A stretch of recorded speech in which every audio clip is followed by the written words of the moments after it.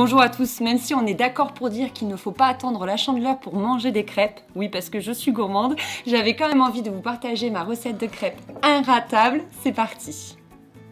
Il vous faudra d'abord prendre 200 g de farine, donc personnellement j'aime bien faire un mix de farine complète et de farine classique. Ensuite on fait un petit puits au milieu de notre farine et on va casser 3 œufs. Je commence à mélanger, puis je vais ajouter une cuillère à soupe de matcha en poudre, donc le mien vient du site Nufree. Je rajoute un petit sachet de sucre vanillé et une pincée de sel. J'ai choisi de faire mes crêpes avec du lait d'amande parce que je trouve ça délicieux et beaucoup plus léger qu'avec du lait de vache, mais vraiment vous choisissez le lait de votre choix et qui vous plaît. Pour 200 g de farine, il faut généralement 50 centilitres de lait, mais là encore une fois c'est à votre convenance et selon comment vous aimez votre pâte, plutôt fluide ou plutôt épaisse. Moi, pour repérer si la pâte me convient, je passe mon fouet comme ça et je le mets vers le haut pour voir un petit peu la texture de la pâte.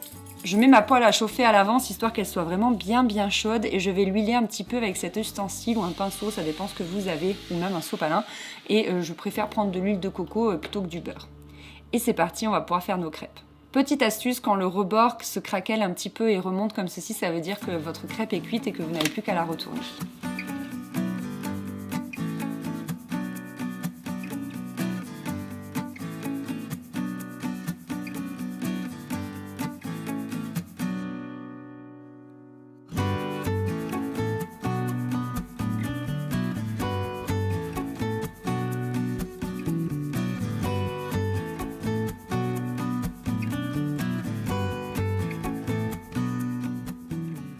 Pour des crêpes encore plus légères, je vous propose de les tartiner de beurre de cacahuète ou de purée de cacahuète 100% avec un tout petit peu de cannelle. C'est vachement plus sain finalement que le Nutella.